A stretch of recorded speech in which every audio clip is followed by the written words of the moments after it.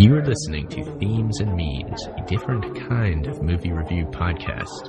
I am your host, Aaron Franz. My website is ageoftransitions.com. With me is my co-host, Adam of cerebralrevolt.com. How are you doing today, Adam? Not so bad, Aaron. Yeah, not so bad. I'm looking forward to getting into discussion. I think, as we mentioned in our previous review, which was Rosemary's Baby, we said that we might look at doing, a number of films in sequence which deal with similar themes and memes. I think that's what we're going to be doing today with the film which we'll be reviewing on this installment, which is called The Brotherhood of the Bell. I'm not sure how many people are familiar with that film, but it's generally it's fairly well known in sort of conspiracy culture in general, would you say? Yeah, I would say that. I've definitely seen this cited in different YouTube videos and things like that. It'll pop up because it's a film about secret societies, just generally speaking. And it's about a man who is a member of a secret society, a bit like Skull and Bones, because it's based out of a prominent university. And the guy, his problem throughout the film is trying to get out of the secret society. So that's what we're dealing with. And in that way, it's like Rosemary's Baby, because with Rosemary's Baby, it was a satanic cult that Rosemary, the main character, kind of finds herself thrown within. She's in the midst of it, gets caught up into it without ever knowing what's happening. She's getting carried away by it, but she's in there. She's trying to get out. So it's her trying to get out of a cult in that movie, and in the same way, this man's trying to escape his cult, his secret society. In this movie, they're both made around the same time period. So I would say to listeners to go back and listen to the Rosemary's Baby episode if you haven't listened to that yet, and you'll definitely notice similarities, and maybe we'll add on to the same ideas we were talking about last time here today. I think so, because I think one of the main sort of concepts we hit upon in that particular review was that the fact that the actions and the power and the influence of secret societies becomes most apparent when someone basically disobeys them in terms of, breaking their oath of silence and their oath of allegiance and going against them. That's when the secret society becomes apparent as a secret society. That's when you begin to see who they are and what they are and how much power they have and what their sort of agendas are. And so, in this film, as you described, that's exactly what happens. We have a guy who gets involved and tries to get out, and through this process of trying to get out and trying to expose them and sort of fight back against them, their power, their influence, who they are, what they, how big they really are, all those types of things are really brought into the limelight. And so those concepts, I think, are the most interesting ones to discuss. Yeah, and this is a good point that you're talking about here too, because you don't know about a secret society until you see for yourself the machinations of the secret society. And the main characters here are people that are initiates, whether knowing or unknowing. In the case of the Brotherhood of the Bell, this man's well knowing that he's been initiated into a secret society. With Rosemary, it was sort of a different process going on. But they were cult members themselves. And then the cult starts doing things which are not beneficial to them, so they have to get out, and things are so bad that the problem becomes, how do you let the world know about this secret organization, what they're doing, how what they're doing is not a good thing? How do you convince people without sounding crazy? And you get the whole aspect of the other cult members of secret society itself does everything it can to marginalize the person so that they can't bring out the message, and so everything gets obscured. That's right. Yeah, they close ranks, so to speak, and they do, as you say, everything they can to make sure that the individual themselves is undermined, is ridiculed by the public or the media if they choose to go and try and expose them through the media, and is generally made out to be a loony in every possible way, or is possibly even sectioned and put into some kind of institution or whatever it may be. Number of different methods, that they use. But yeah, most definitely. And then another point with this is that to the general public, secret societies they carry a mystique. So people understand that, Freemasonry is a real thing and that there are real secret societies out there. However, they really know nothing about them, how they operate, like what they might be doing and things like that. So there's a mystique like, okay, I know of them, but I have no idea what they're doing. So that works in all different ways. If you go about trying to expose these said secret societies, it's very difficult to bring out hard proof. So the burden of proof is on the accuser, right? And in this case, in both these movies, the accuser is the main character. The main character is in a dangerous situation within the secret society. They want to get out. They want to tell the world. But the burden of proof is on them. They're going, okay, so now I have to prove to everybody. So it becomes a case of proving your case. And that's so things get foggy and misty and, mystical. The word mystical is, in one sense, it refers to mist, as in like fog, like liquid suspended in air. That's what fog is. So you got water and air elements. So then you get the whole occult side of, the four elements with the mist. So in one sense, mystique, mystery, mysticism is about this sort of fogginess where nothing's quite clear. But you, as the initiate and things like that, you know that you're onto something. And if you're in the secret society, you literally know that you're doing something. But even you, as the initiate, things are always in that fog. The mist is always there. So you never really know yourself what you're even doing. No, and that becomes very, very much apparent throughout this film. And the protagonist faces the same problem in very much the same way that Rosemary did. During her efforts to try and expose the group, where the actions that had been taken by the group against her, and the same goes for this film. Put them into a state of mind where they were totally confused about what was going on and who they could trust and who was in on it and all those kinds of questions and what they should do about it. And most definitely the case. Of course, we also get back to the question of the burden of proof. You've got an individual who all they've really got is their own word. That's it, really. I mean, they don't generally have documentation or anything like that. I mean, at best, they might have somebody else's testimony, but for the most part, it's just them saying, trust me on this. Exactly. Whilst they're in a very, very confused state. And they seem crazy. State. Yeah. And they seem crazy because they as we said in Rosemary's Baby, they kind of are crazy because of the experiences that they've been put through. Yeah, exactly. So the cult is working on that aspect and making them emotionally distressed so that they're emotionally ill, right? Yeah. So they're emotionally unstable, and there's nothing they can really do about that. That's just a natural reaction. Of course not, no. But they can appear to be insane to the person who is being trying to be convinced by this person.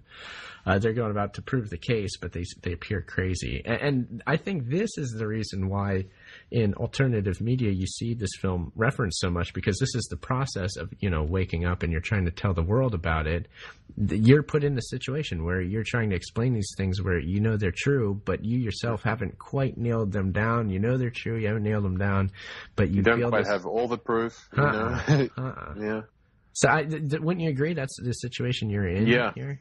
Absolutely, yeah. I mean, both of these films, the experiences that the protagonists go through in both of these films very much reflect the way that people deal with and experience the process of what we generally refer to as waking up. Going through that sort of the fogginess, the crazed kind of state where you're very much sure that something is up, that something is going on, but you're not quite sure what it is. You've got a general idea, and that you're very, very passionate about exposing that idea and promoting it and advancing it and trying to make sure that other people understand that it exists and whatnot. But at the same time, because of the lack of proof, or the lack of at least solid proof, and the fact that you're in a confused state of mind just leads you to come across like a lunatic to most people. And so I think this is done very, very deliberately, both in terms of people who are trying to escape secret societies or are in secret societies in the first place, and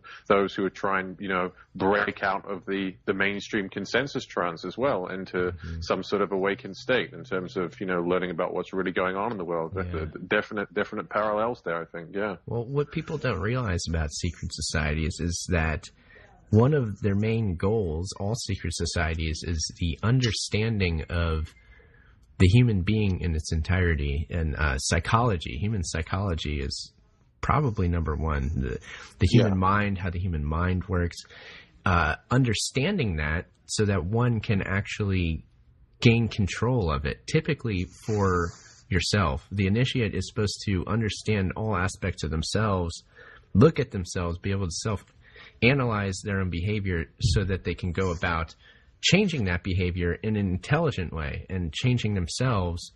It's like self-help. I've said this before, that secret societies and alchemy is like the original self-help. You know what I mean? Where you go about changing yourself for the better. So it makes sense that if a secret society itself is compromised as a whole by one member, then they can know how to exploit different aspects of human psychology of that member to divert them to get rid of the problem, which is one person. And one person isn't a whole lot. You know what I mean? So it's not that difficult to take advantage of the weaknesses in human psychology in one person, especially if a group is harassing one person. It's not difficult to do. Absolutely, yeah. I mean, just the emotional stress of, being alienated in that way, of knowing something, of wanting to get that information out there, of wanting to convince other people, but, having the majority against you. I mean, that fact alone, or that situation alone, rather, is enough to put so much emotional stress on somebody that they do kind of temporarily go crazy for a little while if they haven't already gotten to that point, So definitely a technique and a tactic that is, used, as I said before, both by secret societies and, I guess, society in general in many ways, to try and, I don't know, ridicule and undermine anybody who would sort of... Who comes up causing problems. Yeah, exactly, yeah. But I suppose it might be good to give a brief outline of some of the sort of the key plot sequences in the film, so people, definitely. We should definitely note how the film begins. How does this film start out? Yeah, the film starts out. That's probably the way the film starts out is very, very interesting and significant because what happens is that, as you said before, a guy who had previously become initiated into this the secret society called Brotherhood of the Bell is called upon to come and perform another initiation ritual whereby they would initiate a junior, the next person to become initiated into the Brotherhood. So it's a sunrise initiation. He flies down to St. George's College, and they go into the the Brotherhood of the Bell's fraternity room, and there's a big sort of rose compass portrait on the floor and a big bell hanging over it, and they they speak to the young the senior, the initiate, the neophyte, about basically what this means, and do you accept the terms and conditions of being a member, and blah blah blah, and all that kind of stuff, and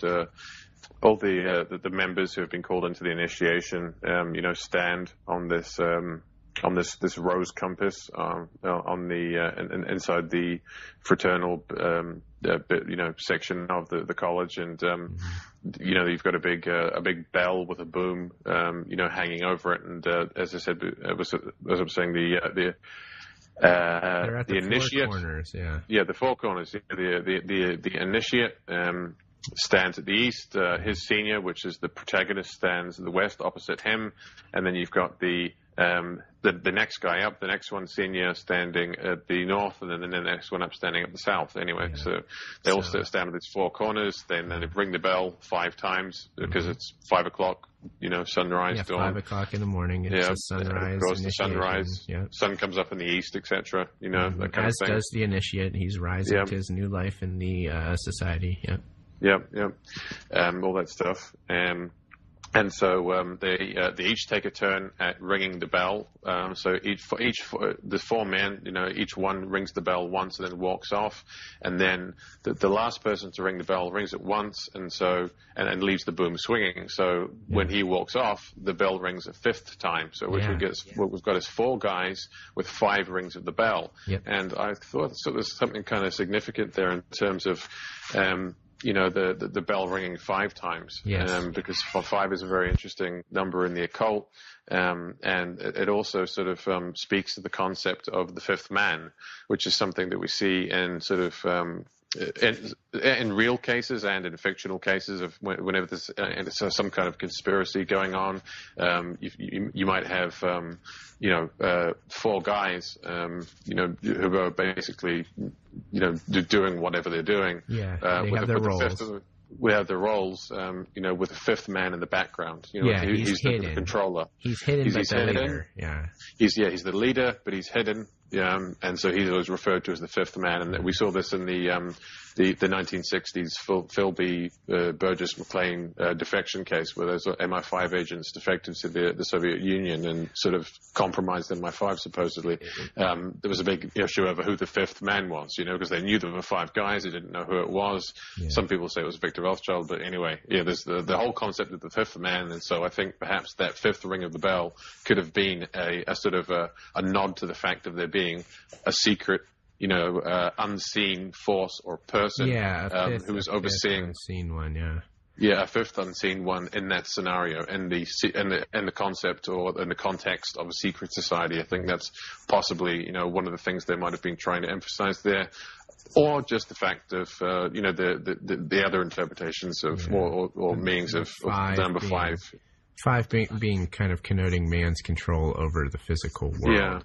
The earthly elements, the earthly world, the earthly realm, and control over that, Because again, back to the earth elements, there's 4 of them. And then the 5th element is that of spirit, right? And that comes about through the life of man, actually. He's the 5th one. And the human hand is used to symbolize human control over nature, because that's what you manipulate the earth with, right? That in your mind. But your physical tools are your hands. And the most important finger on the hand is the thumb. And when you're talking about the 5th unseen member, they're referred to as the thumb, symbolically.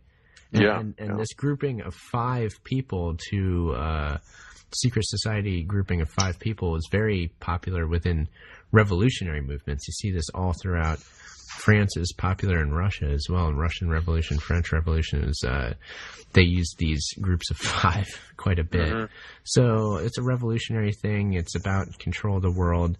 You have the 5 a.m. initiation ceremony. So the bell actually, the clock bell at the beginning of the movie rings 5 times. So you get that 5 ringing of the bell, and then their initiation, they ring it 5 times too. They actually ring it 4 times, but there's the 5th ring as we're talking about, so it actually does do 5.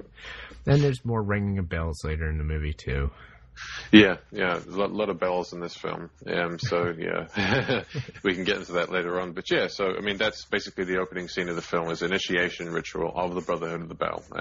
So we've got the protagonist being called in to serve his role, as the senior of the new young recruit, the new neophyte, or initiate, whatever you want to call him, And so on his way home from this initiation session, he's called upon by a senior member to go and to drop by a house and pick up a set of instructions. So he does so, and goes and visits this guy, and basically this set of instructions is, you've been a member of this fraternal order for some time now. You've benefited greatly from being a member, and now we're calling upon you to pay your dues, to pay your bill, to do something for us.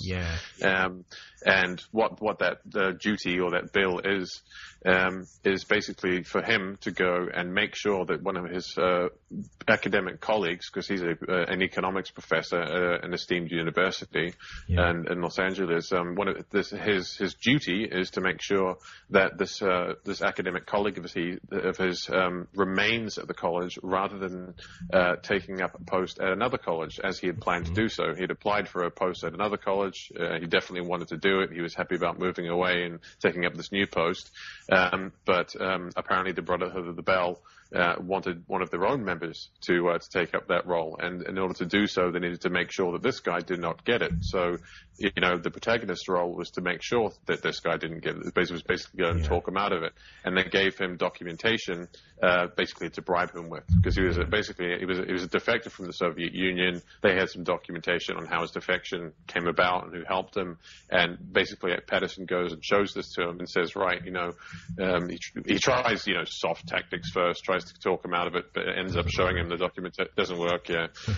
He shows him the documentation, and basically this guy freaks out and just feels like, God, I've got nowhere left to run. I can't go anywhere. Life's over for me. I've got no options left. And he apparently appears to commit suicide. So the next morning, the protagonist, Mr. Patterson, gets word of this, and this makes him feel obviously very, very guilty, because he was friends with the man, and he feels very outraged that the Brotherhood have asked him to do this, and he feels actually directly responsible for the man's death. Yeah. And so that's where I guess the main kind of plot of the film really picks up from, doesn't it? Yeah. You've got this main character being this more senior member of the Brotherhood of the Bell. He's been in it for quite a few years. He was supposed to be the guy watching over the new initiate from the initiation in the morning. We sort of just get away from the new initiate, and we follow this more senior guy, Patterson, and his trials and tribulations trying to escape from the secret society for one thing, but he's trying to expose it more than anything else, because he did something wrong and he feels terrible about it. So now he wants to right the wrong and say, hey, look, I'm guilty of this, but the secret society at large is guilty of coercing me to do this. So something has to be done about stopping them and stopping this process from continuing.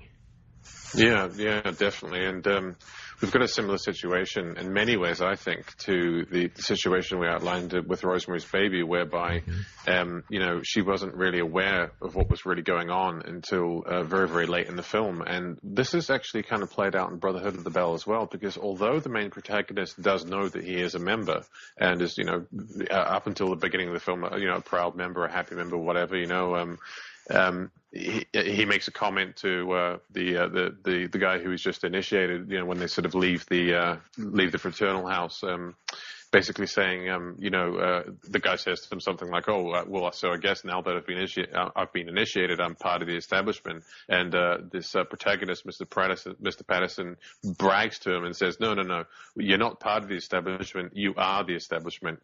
And so it's quite funny that he says that at the beginning of the film, sort of bragging about how much power and influence he has and how he's really part of the elite of America now, when as we discover, he has really no idea what he's been involved in all these years, because once he actually gets exposed to what this secret society is all about, and once he gets called upon to actually do something, the kind of things that they actually do, and becomes, involved with their processes and their agendas in some way, he has no idea that this has been going on all this time.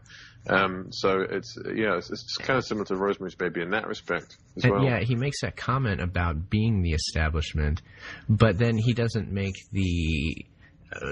for whatever reason, he doesn't realize that going to the establishment for help won't work, because that's what he continually tries to do over and over again. He goes to the establishment to right the wrong, the authorities, when the authorities are just, they're the establishment, so they're the Brotherhood themselves. So that's a problem for him. He doesn't know any other way, I suppose.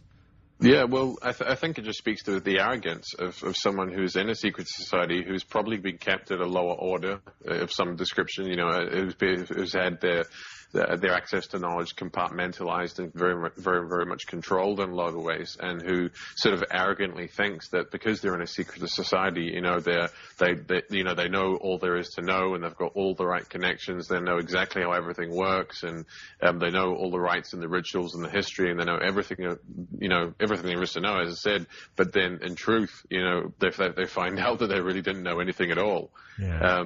that they themselves were useful in some way to the society at large to fulfill some sort of task, and that's really each man's goal. And I guess through vanity, it's hard to realize that that's the case a lot of times. So you want to think more of yourself, I guess, in one respect, is what's going on. I don't know. Yeah, I think what they do a lot of the time in order to keep people sort of, I guess, happy and sort of satisfied and content in their roles as secret society members is placating and appeasing the ego and definitely playing to it and making people feel as though they are very much part of the establishment, that they are elite in some way.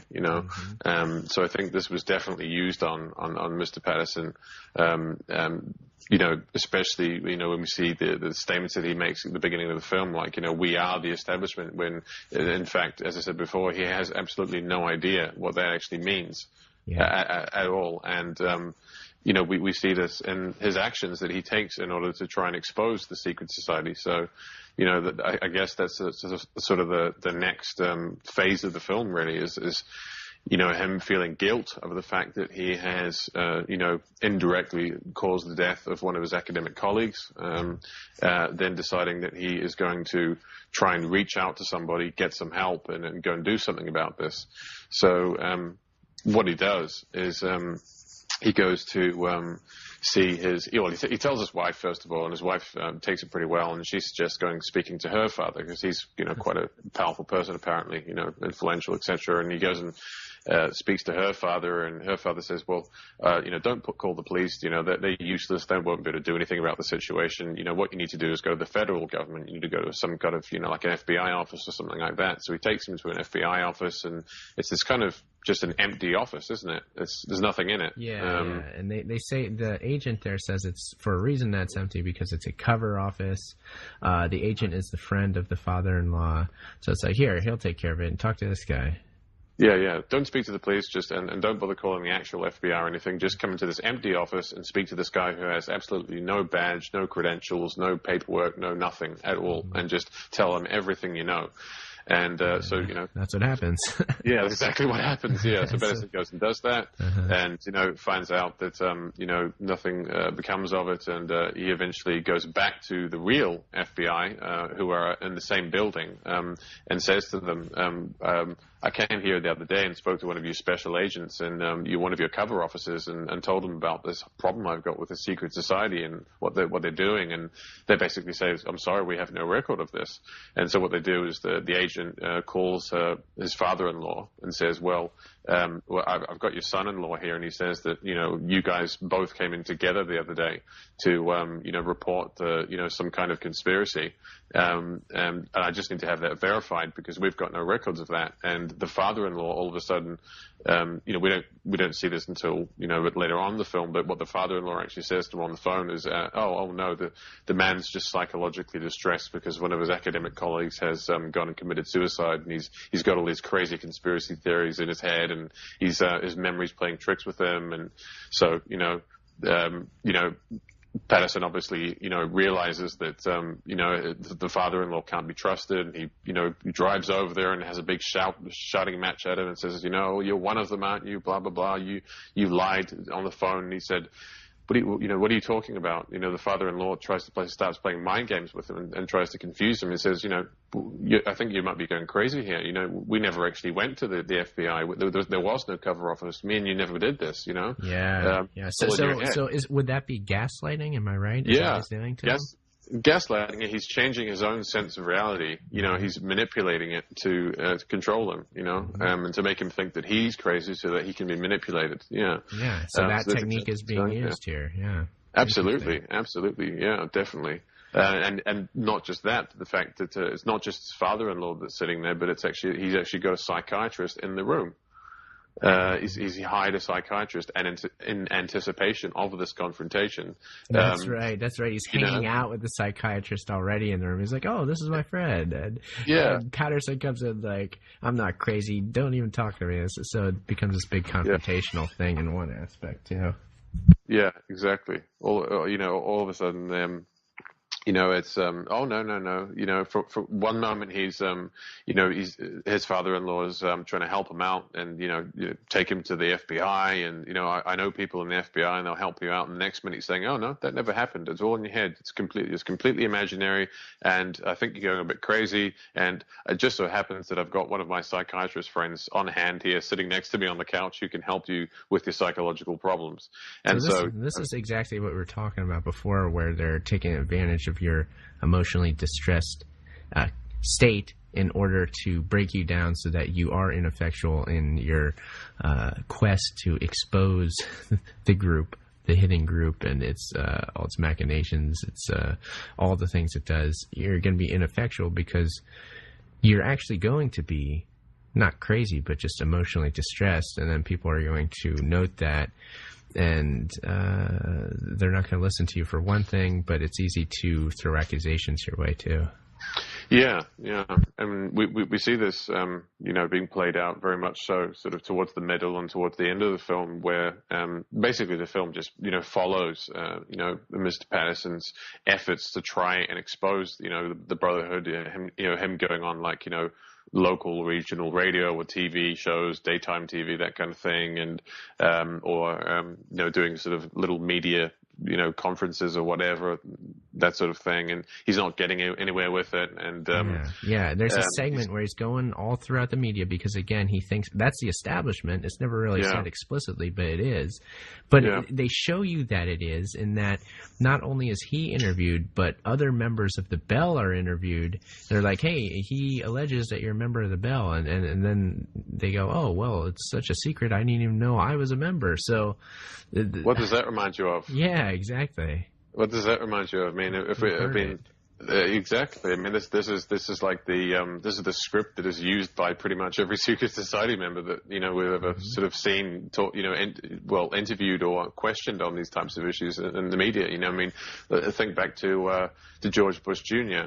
Being asked on live television about his membership of Skull and Bones, and he just sort of made some very joking reference to it, like, oh yes, that was a bit of fun back when I was at college, and the interviewer says, oh, well, it's being accused of being a very, very powerful and dark secret society. And George Bush is like, oh, well, it's so secret I didn't even know that was the case then. Ha, ha, ha, ha. And, same thing with Obama when they asked him about his membership of the Council on Foreign Relations. He just made it into a big joke, and everybody laughs, and it's comedic relief. And so the issue's kind of resolved, and they move on, and, it takes attention away from the actual, the issue at hand, Secret society members are referred to as knights. They refer to themselves as knights. And a knight has a sword, and they also have a shield. And a shield is a way to deflect any attacks toward you. And so the shield that's used in these instances is making a joke, and you divert attention away with your shield. So the knight is, in this aspect, using their shield to deflect attention away from yourself, because you can actually hide behind your shield too. Well, yeah. You're obscured from any attack when you're behind the shield, so they don't see you. So I don't know. It's just a little symbolic thing that I thought of right now. Well, if you look at all the I can't remember which seal it is, but one of the seals of the United States government, I think the White House or one of the government agencies in the U.S., the seal is a bird with two heads, a Masonic bird with two heads with a shield over it, so you've got the left wing, the right wing, as in the both sides of the political spectrum. But both being part of the same bird. So what you're really looking at is one entity, but just two sides of it. But that fact is obscured by the fact that you've got a shield covering it, So, right. This stuff comes up again, very blatantly in everyday life, Yeah. It's not so obscure concept. I mean, you can see it in the imagery that, these organizations have chosen to put up as, their official seals and banners, Yeah, and when it comes to swords and shields, they're not literal physical implements most of the time. A lot of times they're actually psychological tactics. A sword, you can use a psychological tactic as a weapon. You can use a psychological tactic as a defense tool. Absolutely. Yeah. So that's what's being done. And again, it's about understanding of psychology, understanding of human nature in order to, in one sense, get your way. The ideal is that your society is doing good and that you're supposed to be like bringing about a better civilization for everybody. So that's the ideal they're working with. But the method by which they achieve that goal is the complete understanding of the human being. And again, it's in order to better it. That's the idea, but I don't know. At least on paper, anyway. Yeah. That's how it is on paper. Yeah. Yeah, Definitely. yeah, exactly. But we see, these, I suppose, what you might call defense mechanisms, and I don't know I suppose they might even be, under the banner of maybe counterintelligence type tactics and that type of thing. Ways of deflecting attention, ways of confusing people, ways of undermining people on a public stage, and we see this brought out very, very strongly. Where Patterson reaches the point where he's done all, he's made all these attempts to try and expose the Brotherhood, through the media, and they've responded by interviewing other members who just laugh it off and brush it off, and make him out to be an idiot, and he eventually gets a slot on a kind of a larger, sort of maybe more popular daytime. Or I'm not sure if it's a daytime show. It seems the format is a daytime talk show, much like Jerry Springer, something like that. Yeah. Something along those lines, like the 1970 equivalent of what that would have been back then, that kind of thing. And so he goes on the show, and the host kind of presses him, and for details and all this kind of stuff. And there's a bit of conflict back and forth. And then what they do, and this is again referencing the whole concept of defense against people who would wish to expose you, and the various psychological tactics which are used. What they do is they bring on people to begin to ask questions. First of all, Patterson gives his case in a calm, cool, collected way, and the audience is like, "Oh, okay, that's a good case." And then it starts to happen. That's right. Yeah, he does make a sort of a fairly erudite case, which you come across as fairly eloquent, fairly sane. Think that what he's saying sounds fairly plausible, and so they realize, that this is now the point where we've got to do something about this, because we've got to take some kind of damage control here. Well, no, they actually let him tell his case, because that's all part of the tactics that they employ on him later. So what they do is they let him say his case, and then they bring their people in to confound the situation, is really what happens. Actually, you're right. Oh, you're completely right about that. Yeah, in fact, I definitely agree. Yeah, I take back what I said. Yeah, that's, I think, definitely the case. But yeah, what they do, and what we're talking about here, is he puts his case forward, in the way that we've outlined, and but then what they do is they start bringing on members of the, because they've got a live, television audience. They bring on people. The audience are brought forward. Are brought forward to the podium to ask him questions, and speak to him, and so what have you got? You've got like a Black Panther guy comes on first. Yeah, basically a Black Panther, yes. Someone like of that type of creed or whatever, and then you've got who is it? An anti-Semite. I mean, an anti-Semite saying everything is controlled by the Jews. It's a Jewish conspiracy. Here, get a hold of us at this address, and we'll tell you the truth. Blah blah blah blah. And then you've got somebody else, I can't remember, but what you're basically seeing is the fact that he's gone and put a fairly good case forward, or they've allowed him to do so, at least anyway. And then what they've done is they've allowed all these so-called random members of the audience who are obviously plants, obviously. And again, you have to discern that for yourself as the viewer of this film. They never come out and explicitly say that, but it's quite obvious that that's the case. Yeah, because it works so effectively. Because he is initially seen to be fairly sort of sane and fairly eloquent, whereas when they bring the audience is kind of with them, and so but then whereas the extremists come out and it's like, oh, wait a minute, they agree with him. They're like, yeah, this man's right, but he forgot to mention these extreme parts of the stories that I'm going to add on right now. They throw in the extremism. Yeah, exactly. So they first agree with him, and then they bring on all the crazy stuff. They sort of agree with basically what 90% of what he's saying, but then they throw in all the crazy stuff, and everyone just erupts in laughter, and I think it ends up being a bit of a scuffle on stage or something like that, basically it actually gets in a fight like Jerry Springer. What's funny too is that the host gets in on it. He's the third member of the audience, sort of, in that he starts agreeing with the story too. He's like, oh yeah, he's right, but it's not a Jewish conspiracy or whatever. It's actually the Catholics that are in charge. And then he starts going on a Catholic tirade, only to then interrupt himself and say, do you see how stupid this sounds? Like, this is ridiculous. Yeah. This is what all these people who say these things believe. They're all extremists. Exactly. And then it breaks out into the fight, and it's just mayhem, and, nothing gets done. Exactly, yeah. He comes on. He's allowed to make a case, and then they just turn it completely upside down on him. They turn it into a complete mess and make him, by association with all the craziness that's going on, look crazy by association.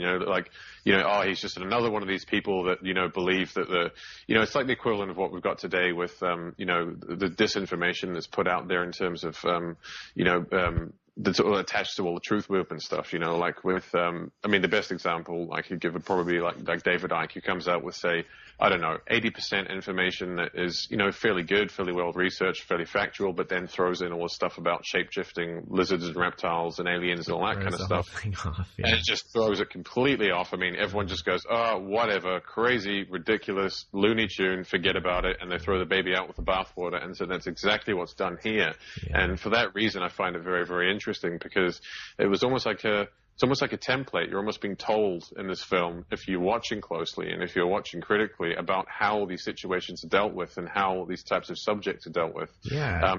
That's what we've seen since then, not only in that particular scene when they're on TV, but also how the other members actually deal with, media criticism over their membership, and sort of just laughing it off and using the shield tactic, as you described, to kind of just divert attention and then use comedy or whatever other means to just, completely shift attention away from it, and so people forget and move on, and then nothing ever becomes of it. And the psychology of the audience is important to know too. So the audience was listening to Patterson's story, and they were agreeing with it. They were like, oh yeah, this guy's got a good point. And what he's saying, we need to investigate what the charges this man is bringing up. So they're with him at first. But then when the extremists are brought on, you got to think of the state that you as an audience member might be in. You're like, oh, wait a minute.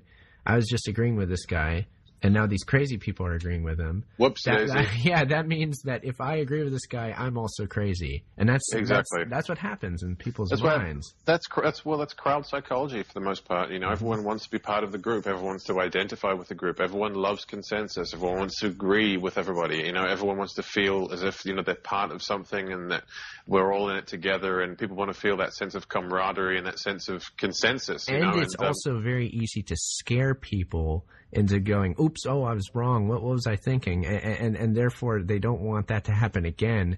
So when they hear a similar story down the road, they'll remember what happened to them before, and they were embarrassed before. People hate being embarrassed.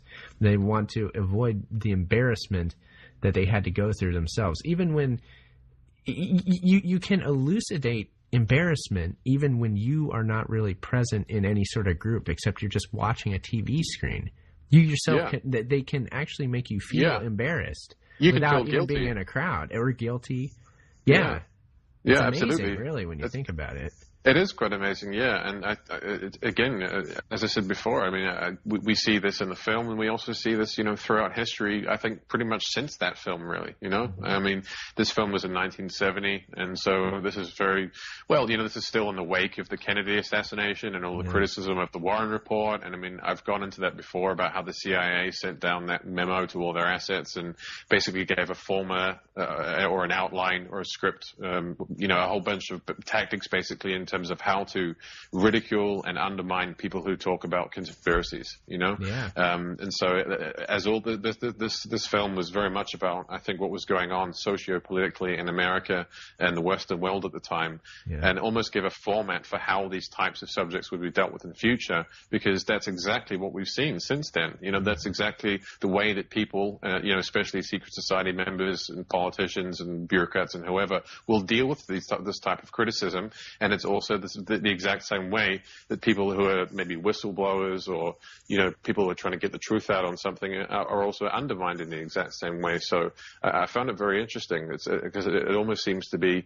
like a format of some sort, or maybe some sort of form of predictive programming, It is. It's fascinating. And I think for all these reasons are why this film has been cited in the alternative media so much, because it's so familiar, all this stuff, to people who are in the alternative and who have gone through waking up processes and all these related things of trying to get the truth out to people, that sort of thing. Yeah. I mean, anybody who has done any sort of that at all can relate to all these situations. They know that this stuff is real, that this process, this psychological process, is a real thing because they've experienced it for themselves. That's right. But then it really does become a whole different thing when you go about trying to explain that process and trying to prove that it's there, because, again, we're in the realm of mysticism. Everything is a mystery.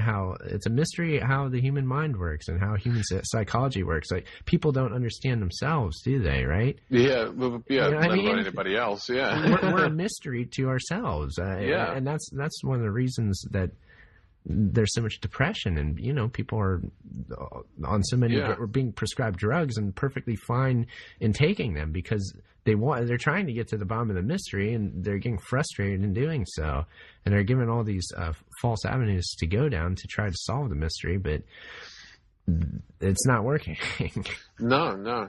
And I think one of the other sort of parallels that we see between this film and contemporary culture and people trying to break out of their understanding of the system and trying to come to new levels of awareness about what's really going on is basically the concept of closing ranks, which is another tactic I think that's worth mentioning in this context, because it relates to sort of in many ways what you were describing before, because what you see in the film is when it becomes very apparent that Mr. Patterson has decided to basically expose them, to go against them, to make every effort to bring them down in some way, and goes on all his media shows and whatnot. He also approaches his senior and says expresses his dissatisfaction and all the rest of it. From that point onwards, it's like everywhere he turns, people just basically turn their backs on him. All of a sudden he finds out his post at the university has been suspended or something like that. Like he's basically lost his job, and then he tries to go to his father, who's also a sort of a fairly wealthy industrialist, and tries to get him for help. And then as soon as he does that, it's like they find out his father gets investigated. All of a sudden his father's under investigation for by the IRS for like tax fraud. That's and right. He's losing all his money. His father is with him in the case, but then he gets marginalized and taken out, more or less. Yeah. And so you see the whole concept of like the moment he chooses to sort of step over that fence, and to try and to separate himself from that group, and to try and find truth, to try and expose truth, to try and walk the path of morality, to try and walk the true path of the seeker, or whatever you want to call it. He basically he finds that all those around him close ranks, and we see the same thing with people who are trying to go through the waking up process. We'll often see that once people start to express views of dissatisfaction of the system and sort of countercultural ideas and anti-government rhetoric and all that kind of stuff, you'll find that a lot of people will literally just kind of turn their backs on you, and just they're like, okay, this person's crazy, like I don't want to see them, I don't want to talk to them, they're going off the rails, whatever, and so it's a kind of a similar process there, I think. Well, we've all been trained to do that to each other to an extent. Yeah. And when it comes to secret society, the Lord giveth and the Lord taketh away. Yeah. You know what I mean? They make a point Yeah. to say that the secret society gave him everything in life, but then when he goes against them, they just take it all away at once. And then once you don't have anything, and you're not established as maybe you're not a professor anymore, perhaps you're made to be homeless, you don't have a job, that can be done pretty quickly. And if it does, nobody will take you seriously because all of a sudden you're a nobody. I mean, that's in society at large, that's how most people view themselves and each other. We look at each other like, well, who are you? Oh, you work 9 to 5 doing this, so that's who you are. Therefore, I will listen to you within that frame of reference. You are a medical doctor that works in a hospital, so you know what I mean.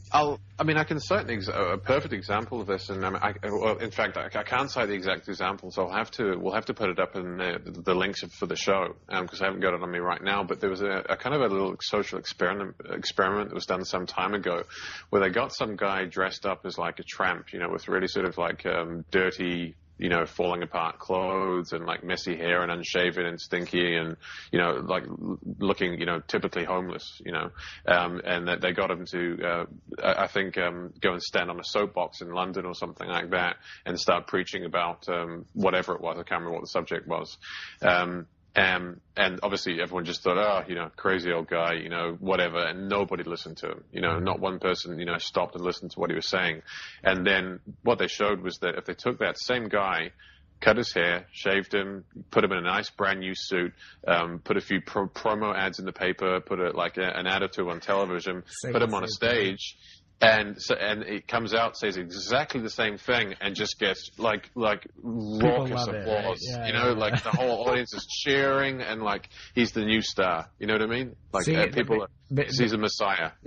Now I know what's wrong with me. I've always been listening to the crazy people on the street. I'm genuinely interested in what they have to say, and that's one of my problems in life. No, me too. Yeah, I know. Yeah, I've always loved it. I'm like, man, this is good stuff. You don't get this. The insights you'll get from a tramp will be far more valuable than the insights you'll get from the average, banker or the average, whatever. I mean, maybe not a banker may have some interesting insights, but if you could get the average office worker, you know what I mean? You get far more interesting insights from somebody who's been living on the streets all their life than somebody who's just been living a regular middle-class lifestyle, I think. Mm-hmm. So, yeah. But maybe let's talk about how this film winds up. Where does Patterson end up? What happens in the end? Like, where they take the main theme of this film, too, I guess.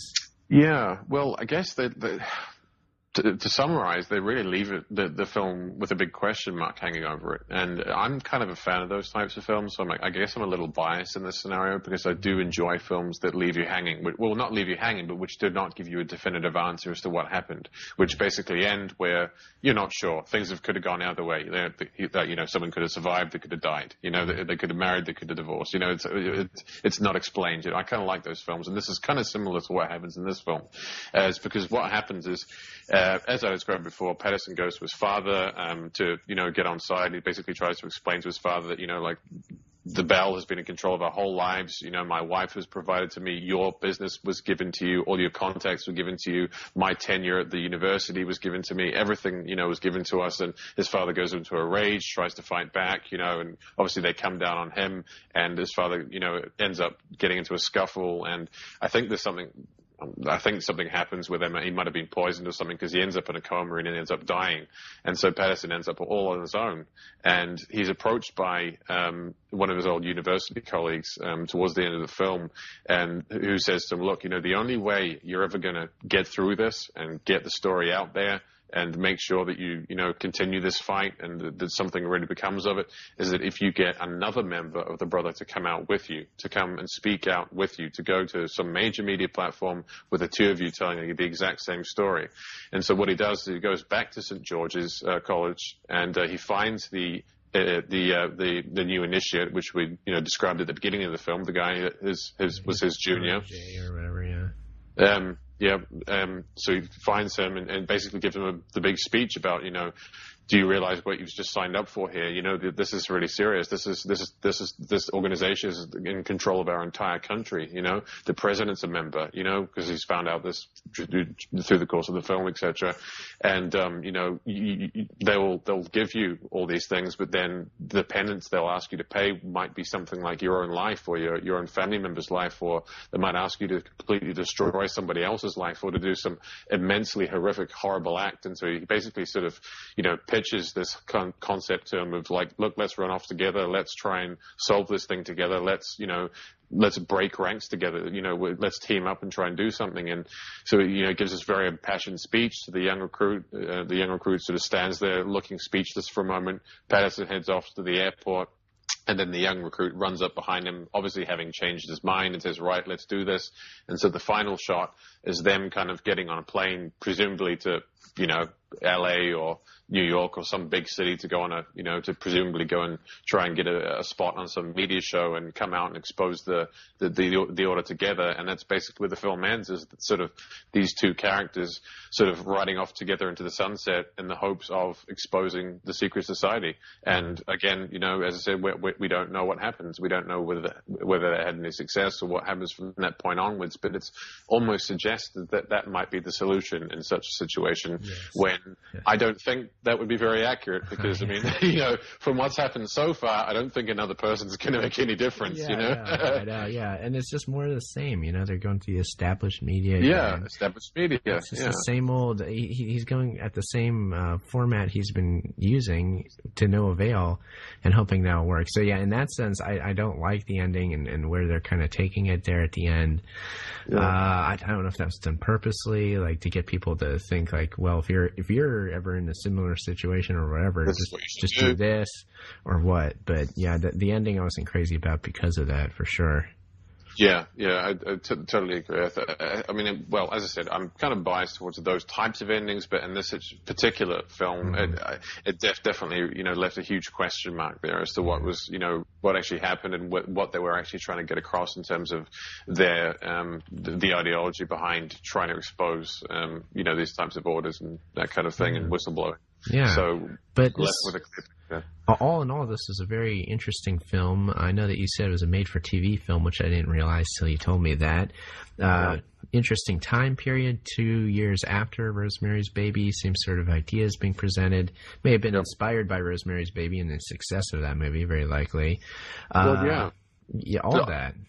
Yeah, there's I mean, I think, you know, I'm not sure so much about the 60s, but I know definitely in the 70s we saw a whole slew of conspiracy films. They were very, very, very popular in the 70s. I think primarily in things like the wake of the Warren Commission and all the suspicion of Kennedy and stuff like that. I think that really kicked those off. There was the occult explosion too, and people of course interested in the occult. I think that was the 60s. I'm not sure. Yeah. Well, of course, we had the whole Laurel Canyon thing beginning to blossom in the sort of mid to late 60s, and then we had in the early 70s, you had, you know, all of the bands like Led Zeppelin and a few others, and the Grateful Dead getting into Crowleyism and black magic and all that kind of stuff, and occultism of various forms, and so all that stuff was going on at that period of time, and so this film was part of many films from the late 60s to, I'd say, probably the late 70s that dealt with, you know, big sort of, you know, national conspiracies involving, you know, whole governments plotting to do, you know, prominent secret societies and from prominent institutions like academic institutions, you know, just like Skull and Bones, you know, university-based secret society. Very interesting film. Again, it's cited in alt media for good reason. I think the most interesting aspect here is the psychological manipulation aspect. How there are certain processes like gaslighting techniques like that are used, that can be used, and they are used because all the fictional scenarios in this film we've seen play out in real media. We've seen these techniques actually used. For those who have been paying attention, have clearly seen these throughout the years. That's right. I think, you know, something that's also probably important to mention is, I think, in essence, and I think you'd probably agree with me on this, Aaron, is what we're really talking about here at its core is Masonry. I think this film is kind of an allegory for the Masonic system and of Masonic traditions, of Masonic law, of Masonic machinations. And I think that although they chose to, use a different name and to use different traditions, more specific society more specific, in this case. yeah. But it's like, I've sort of talked about this before, and how Masonry is kind of like the umbrella for so many other secret societies, and it's kind of like the root from which all these other secret societies branch off from, and so they all have a very very they'll all have that in common. They all have very very common traditions, but they sort of vary according to the sect that you're in. But this kind of appears to be a sect of Freemasonry, and I think is supposed to represent the Masonic structure in general. I think this was kind of an allegory for Freemasonry and how Freemasonry works in general. I think this film was very much meant to be that way. Yeah. Quite a unique film, and I hope that listeners enjoyed this week's or this month's rather episode of Themes and Memes. Here we do an episode of this once a month. We're thinking about we might have more than one this month, actually. What do you think, Adam? It might be possible here. Well, there's so many films. There's so many films coming out right now, which are just amazingly relevant and interesting and significant in terms of themes and memes. And it's just one after the other. Plus, we've got these older films which need to be paid, their dues as well. So we've kind of we're trying to sort of do the balancing act of looking at historical films in terms of the new and the old. So it's kind of I think we're going to end up doing more than one a month at this rate. Yeah, so you can at least expect us to publish one of these podcasts every month. You can find it at my Transresistor radio feed at ageoftransitions.com for now. Expect more from us in the future. We're definitely going to continue doing these movie reviews. We're hopefully going to branch out and do a bit more. We'll see. But for now, keep listening. And I don't know. Do you have anything else to add to that, Adam? No. I think it was an interesting discussion, and I enjoyed the film. I think it's worth watching for anybody who hasn't seen it. Definitely check it out, because I think especially after or before listening to this interview, I think I don't know. I think a lot of people will come away with perhaps a better understanding, and maybe a deeper or more profound understanding of how these fraternal orders work, and how the psychology of cults work, and all those types of things that we've covered tonight. So yeah, it's been a fun talk, and as you said before, we've got plenty more ideas and plenty more stuff lined up for the future. So stay tuned. Yep. Great to talk to you as always, Em. We'll see you later. Not a problem. Take care. Bye-bye. Today's episode of Themes and Memes was recorded on the 19th of July, 2014.